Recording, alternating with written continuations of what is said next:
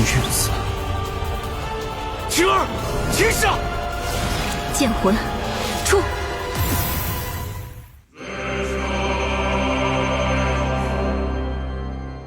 Setelah kebangkitan dari mayat peri abadi, semua orang bahkan Wang Lin sangat terkejut dengan kekuatannya. Peri abadi pun memberikan kembali pusaka menaranya kepada Wang Lin dan kemudian pergi ke ruang dimensi kekosongan. Di sisi lain, orang-orang kuat yang merasakan kemunculan pedang abadi pertama ini langsung bergegas mengejar aura pedangnya, dengan kata lain mengejar ke tempat mayat peri abadi. Sementara Wang Lin yang menyadari kekuatannya belum cukup, tidak berniat mengejar, dan hanya memikirkan cara untuk pergi dari retakan lapisan keempat. Kemudian Wang Lin pun mengajak Cihu untuk mengeluarkan kompas bintangnya. Pergi bersama dan akhirnya berhasil pergi dari retakan lapisan keempat ini. Di tengah perjalanan, tiba-tiba Sun Tai menawarkan bantuan kepada Wang Lin untuk melepaskan segel budaknya. Sebagai gantinya, Sun Tai akan membawanya pergi keluar dari retakan lapisan 4 ini dengan selamat. Namun sayangnya Wang Lin tidak bodoh. Wang Lin menjawab tidak tahu cara melepaskan segelnya, sehingga membuat Sun Tai marah dan terjadilah pemberontakan dari Sun Tai. Wang Lin pun langsung mengeluarkan pagoda dari Zhao Yi dan kemudian berhasil menekan Sun Tai. Namun sayangnya Sun Tai berhasil kabur dari Wang Lin. Mengingat dirinya punya jiwa keempat dan bisa hidup kembali, membuatnya tidak takut jika Wang Lin mengaktifkan segel budak untuk membunuh dirinya. Kemudian Wang Lin pun sengaja membiarkan Sun Tai kabur, mengingat kekuatannya masih di bawah, dan melanjutkan kembali perjalanannya bersama Cihu dengan kompas bintangnya. Namun sayangnya kompas bintang Cihu sudah rusak dan tidak akan bertahan lama.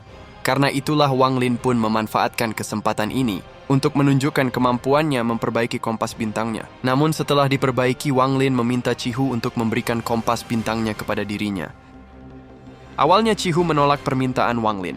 Namun mengingat potensi Wang Lin yang tidak terbatas, Cihu pun bersedia memberikan kompas bintangnya dan menjalin pertemanan dengan Wang Lin. Singkatnya, Wang Lin pun menggunakan batu ungunya, sehingga berhasil memperbaiki kompas bintangnya dan melanjutkan perjalanannya. Di sisi lain, mayat peri abadi telah sampai di suatu tempat dan memanggil pedang abadi hujan keduanya. Kemunculan pedang abadi kedua ini menggemparkan semua orang lagi dan membuat semua pedang kultivator hancur.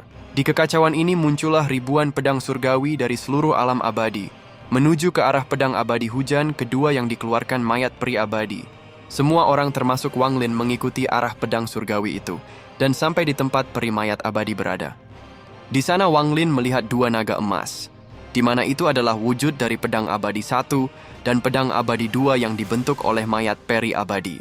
Kemudian para pedang surgawi pun muncul dan membentuk pedang abadi hujan ketiga, membentuk lagi menjadi naga emas ketiga.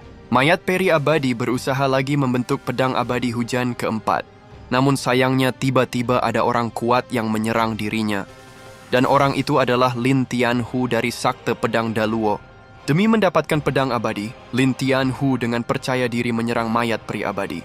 Mayat peri abadi pun dengan mudahnya berhasil mengalahkan Lin Tianhu. Namun Lin Tianhu tidak menyerah, dia tetap bersikeras menginginkan pedang abadi dan menyerang mayat peri abadi kembali. Zhao Yi yang khawatir di dalam pedang meminta Tinger untuk mengeluarkannya untuk bertarung dengan Lin Tianhu. Itu dikarenakan Zhao Yi takut kalau energi celestial Tinger yang dikumpulkan selama 2000 tahun akan habis. Sehingga itu akan membuat Tinger menjadi mati atau tertidur lagi. Namun demi kehidupan Zhao Yi, mayat peri abadi atau Tinger ini pun tetap mempertahankan situasi ini sampai terbentuknya pedang abadi hujan keempat. Kemudian singkatnya pedang abadi keempat pun terbentuk.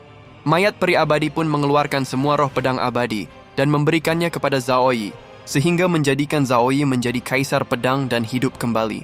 Namun sayang seribu sayang, mayat peri abadi atau Tinger ini kehabisan energi celestialnya karena berjuang untuk menyelamatkan Zhao Yi, sehingga membuat Tinger atau mayat peri abadi ini pun mati atau tertidur kembali. Sekian untuk episode ini, mohon maaf bila ada kesalahan. Sekian dan terima kasih, sampai jumpa.